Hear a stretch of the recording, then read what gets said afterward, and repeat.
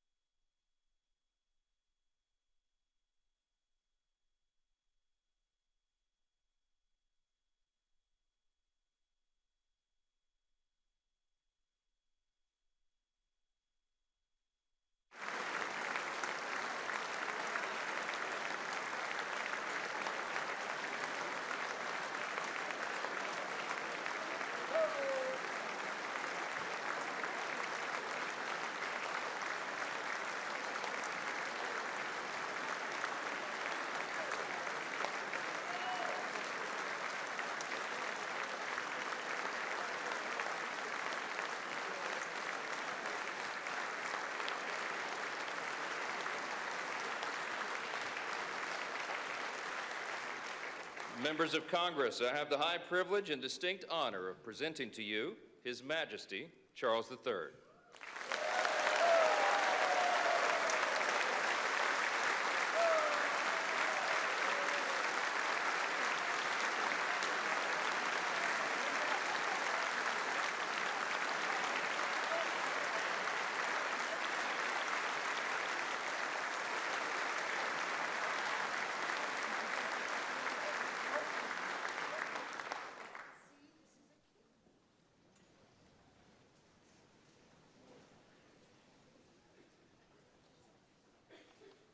Mr. Vice President, Mr. Speaker, members of Congress, representatives of the American people across all states, territories, cities, and communities.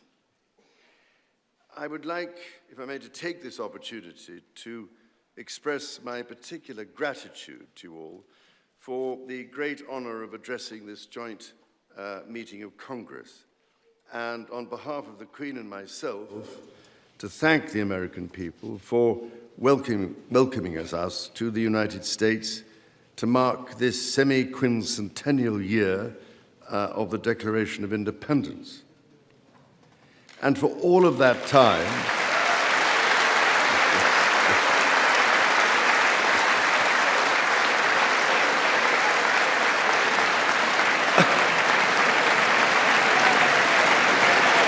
aren't you lucky?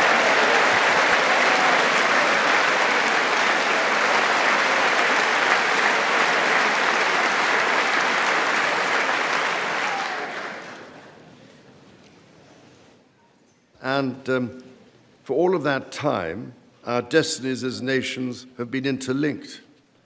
As Oscar Wilde said, we have really everything in common with America nowadays, except, of course, language.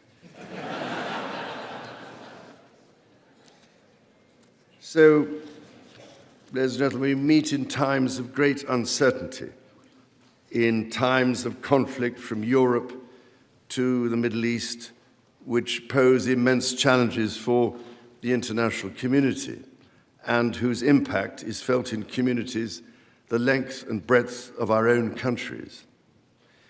We meet, too, in the aftermath of the incident not far from this great building that sought to harm the leadership of your nation and to foment wider fear and discord.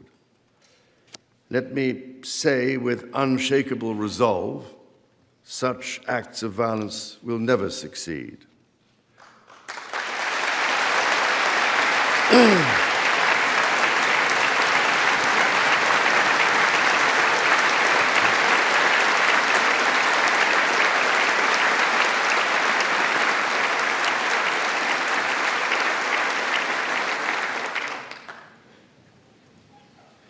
Whatever our differences, whatever disagreements we may have, we stand united in our commitment to uphold democracy, to protect all our people from harm, and to salute the courage of those who daily risk their lives in the service of our countries. Standing here today, it is hard not to feel the weight of history on my shoulder, because the modern relationship between our two nations and our own peoples spans not merely 250 years, but over 4 centuries. It is extraordinary to think that I am the 19th in our line of sovereigns to study with daily attention the affairs of America. So I come here today with the highest respect for the United States Congress, this citadel of democracy created to represent the voice of all American people to advance sacred rights and freedoms. Speaking in this renowned chamber of debate and deliberation, I cannot help but think of my late mother, Queen Elizabeth, who in 1991 was also afforded this signal honor and similarly spoke under the watchful eye of the Statue of Freedom above us. Today, I am here on this great occasion in the life of our nations to express the highest regard and friendship of the British people to the people of the United States. Now, as you may know, when I address my own Parliament at Westminster, we still follow an age-old tradition and take a Member of Parliament hostage, holding him or her at Buckingham Palace until I am safely returned. These days, we look after our guests rather well, to the point that they often do not want to leave. I don't know, Mr. Speaker, if there were any volunteers for that role here today. As I look back across the centuries, Mr. Speaker, there emerge certain patterns, certain self-evident truths from which we can learn and draw mutual strength. With the spirit of 1776 in our minds, we can perhaps agree that we do not always agree, at least in the first instance. Indeed, the very principle on which your Congress was founded, no taxation without representation, was at once a fundamental disagreement between us, and at the same time a shared democratic value which you inherited from us. Ours is a partnership born out of dispute, but no less strong for it. So perhaps in this example, we can discern that our nations are in fact instinctively like-minded, a product of the common democratic, legal, and social traditions in which our governance is rooted to this day. Drawing on these values and traditions, time and again, our two countries have always found ways to come together.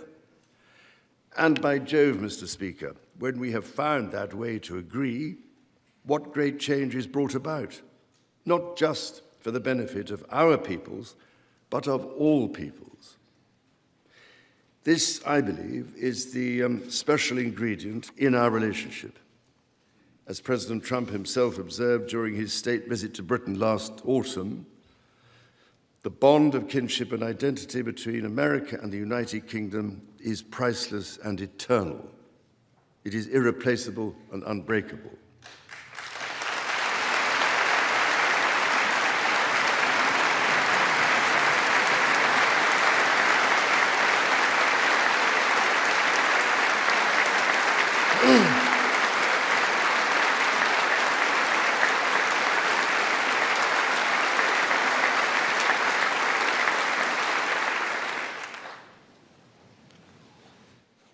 Mr. Speaker, this is by no means my first visit to Washington, D.C., the capital of this great republic.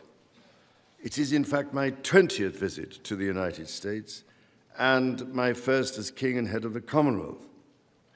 This is a city which symbolizes a period in our shared history, or what Charles Dickens might have called a tale of two Georges.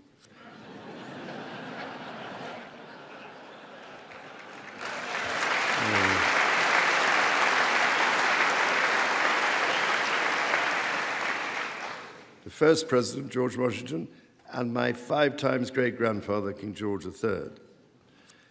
King George, as you know, never set foot in America, and please rest assured, ladies and gentlemen, I am not here as part of some cunning rearguard action.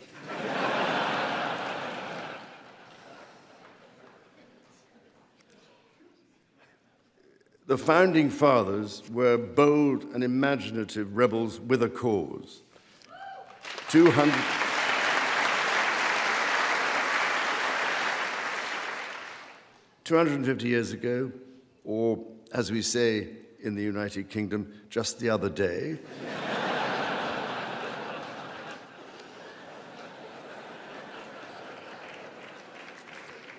they declared independence. By balancing contending forces and drawing strength in diversity, they united 13 disparate colonies to forge a nation on the revolutionary idea of life, liberty, and the pursuit of happiness. They carried with them and carried forward the great inheritance of the British Enlightenment, as well as the ideals which had an even deeper history in English common law and Magna Carta.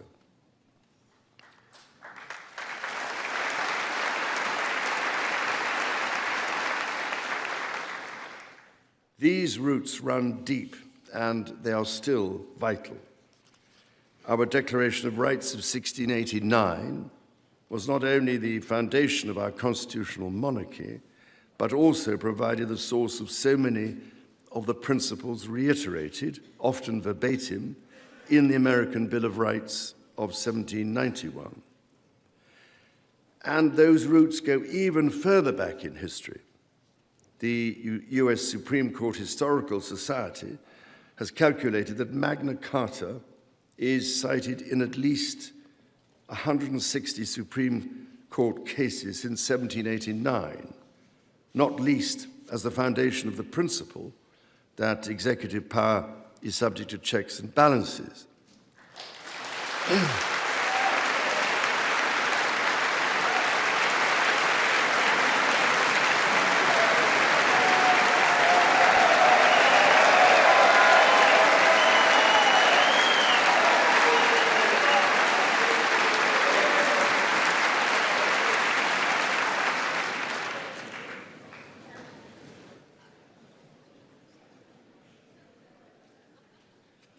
This is the reason why there stands a stone by the River Thames at Runnymede, where Magna Carta was signed in the year 1215. This stone records that an acre of that ancient and historic site was given to the United States of America by the people of the United Kingdom to symbolize our shared resolve in support of liberty and in memory of President John F. Kennedy. Distinguished members of the 119th Congress, it is here in these very halls that this spirit of liberty and the promise of America's founders is present in every session and every vote cast, not by the will of one, but by the deliberation of many, representing the living mosaic of the United States. In both of our countries, it is the very fact of our vibrant, diverse, and free societies that gives us our collective strength, including to support victims of some of the ills that so tragically exist in both our societies today. And, Mr. Speaker, for many here, and for myself, the Christian faith is a firm anchor and daily inspiration that guides us, not only personally,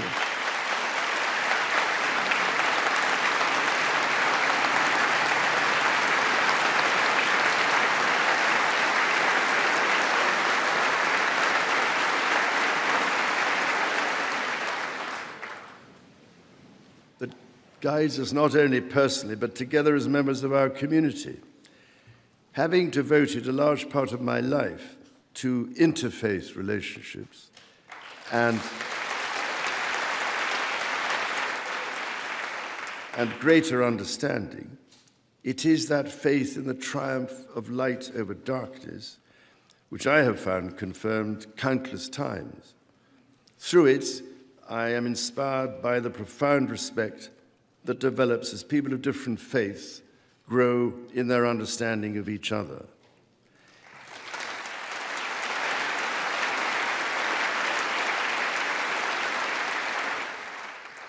It is why, it is my hope, my prayer, that in these turbulent times, working together and with our international partners, we can stem the beating of plowshares into swords. I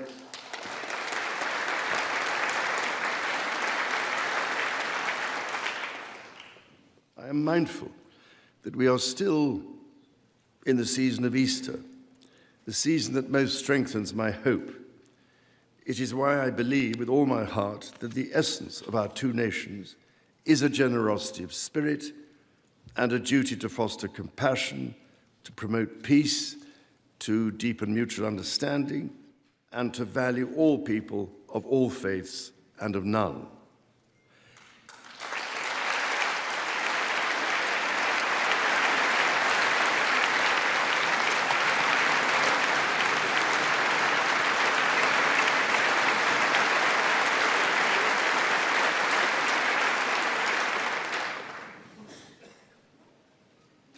The alliance that our two nations have built over the centuries, and for which we are profoundly grateful to the American people, is truly unique.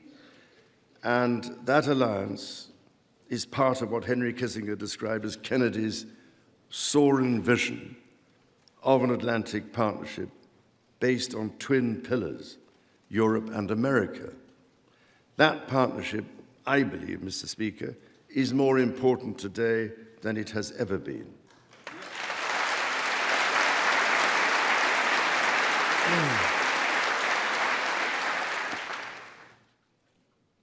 The first reigning British sovereign to set foot in America was my grandfather, King George VI. He visited in 1939 with my beloved grandmother, Queen Elizabeth, the Queen Mother. The forces of fascism in Europe were on the march, and sometime before the United States had joined us in the defense of freedom, our shared values prevailed. Today, we find ourselves in a new era, but those values remain. It is an era that is in many ways more volatile and more dangerous than the world to which my late mother spoke in this chamber in 1991. The challenges we face are too great for any one nation to bear alone. But in this unpredictable environment, our alliance cannot rest on past achievements or assume that foundational principles simply endure. As my Prime Minister said last month, ours is an indispensable partnership. We must not disregard everything that has sustained us for the last 80 years. Instead, we must build on it. Renewal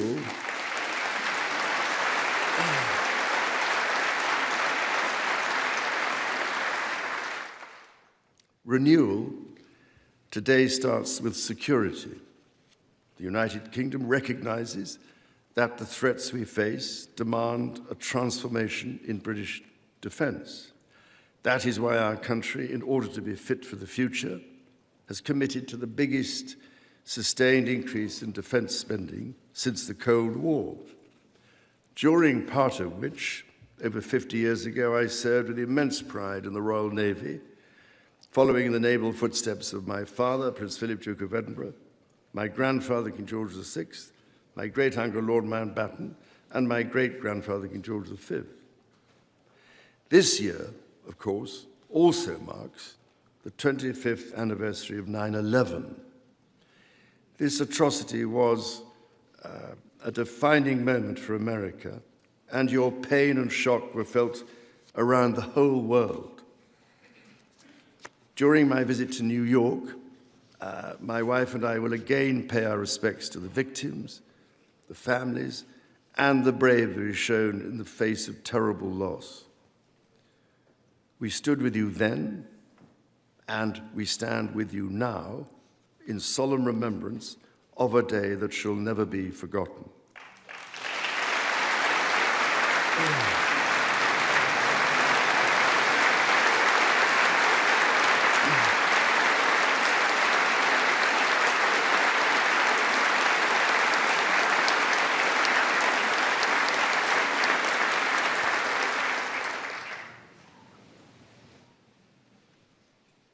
In the immediate aftermath of 9/11, when NATO invoked Article 5 for the first time, and the United Nations Security Council was united in the face of terror, we answered the call together, as our people have done so for more than a century, shoulder to shoulder through 2 world wars, the Cold War, Afghanistan, and moments that have defined our shared security.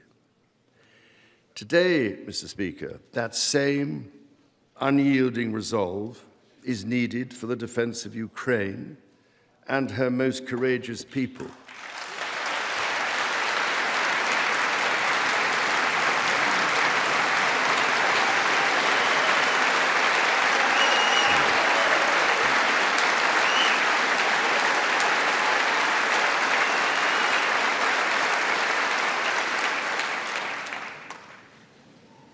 It is needed in order to secure a truly just and lasting peace. From the depths of the Atlantic to the disastrously melting ice caps of the Arctic, the commitment and expertise of the United States Armed Forces and its allies lie at the heart of NATO, pledged to each other's defense, protecting our citizens and interests, keeping North Americans and Europeans safe from our common adversaries. Our defense, intelligence, and security ties are hardwired together through relationships measured not in years, but in decades. Today, thousands of US service personnel, defense officials and their families are stationed in the United Kingdom, as British personnel serve with equal pride across 30 American states. We are building F-35s together, and we have agreed the most ambitious submarine program in history, AUKUS.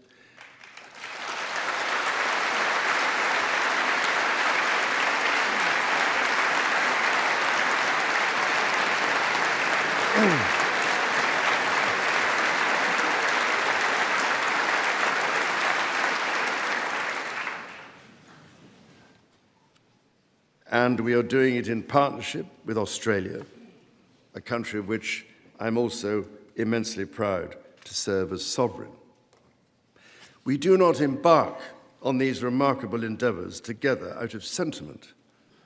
We do so because they build greater shared resilience for the future, so making our citizens safer for generations to come. Our common ideals were not only crucial for liberty and equality, they are also the foundation of our shared prosperity. The rule of law, the certainty of stable and accessible rules, an independent judiciary resolving disputes and delivering impartial justice. These features created the conditions for centuries of unmatched economic growth in our two countries. This is why our governments are concluding new economic and technology agreements to write the next chapter of our joint prosperity and ensure that British and American ingenuity continues to lead the world. Our nations are combining talent and resources in the technologies of tomorrow. Our new partnerships in nuclear fusion and quantum computing and in AI and drug discovery, holding the promise of saving countless lives. More broadly, we celebrate the $430 billion in annual trade that continues to grow, the $1.7 trillion in mutual investment that fuels that innovation, and the millions of jobs on both sides of the Atlantic, supported across both economies. These are strong foundations on which to continue to build for generations yet unborn. Our ties in education, research, and cultural exchange empower citizens and future leaders of both countries. The Marshall Scholarship, named after the great General George Marshall, and the association of which I am so proud to be patron, are emblematic of the connection between our two countries. Since its founding, more than 2,300 scholarships have been awarded, opening doors for Americans from all walks of life to study at the United Kingdom's leading universities. So as we look toward the next 250 years, we must also reflect on our shared responsibility to safeguard nature, our most precious and irreplaceable asset.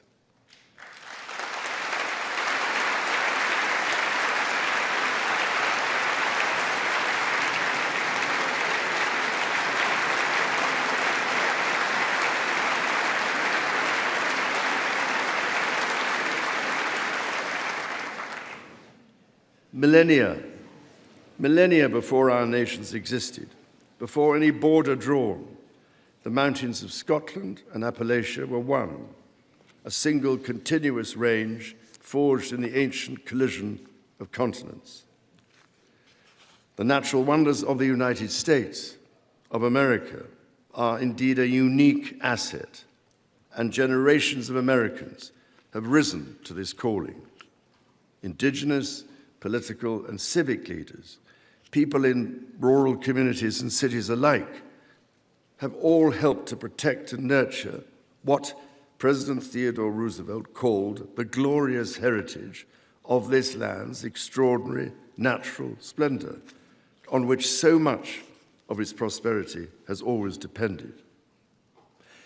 Yet, even as we celebrate the beauty that surrounds us, our generation must decide how to address the collapse of critical natural systems, which threatens far more than the harmony and essential diversity of nature. We ignore at our peril the fact that these natural systems, in other words, nature's own economy, provide the foundation for our prosperity and our national security.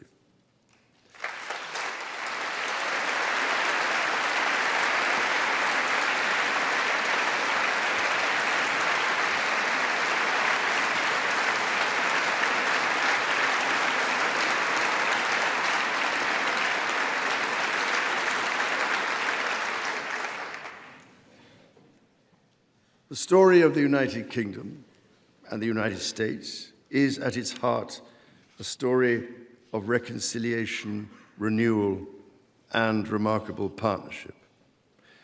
From the bitter divisions of 250 years ago, we forged a friendship that has grown into one of the most consequential alliances in human history. I pray with all my heart that our alliance will continue to defend our shared values with our partners in Europe and the Commonwealth and across the world. And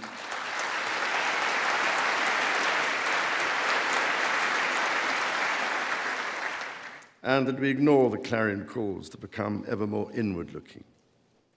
Mr. Speaker, Mr. Vice President, distinguished ladies and gentlemen, America's words carry weight and meaning, as they have since independence. The actions of this great nation matter even more. President Lincoln understood this so well with his reflection in the magisterial Gettysburg Address, that the world may little note what we say, but will never forget what we do. And so to the United States of America, on your 250th birthday, let our two countries rededicate ourselves to each other in the selfless service of our peoples and of all the peoples of the world. God bless the United States, and God bless the United Kingdom.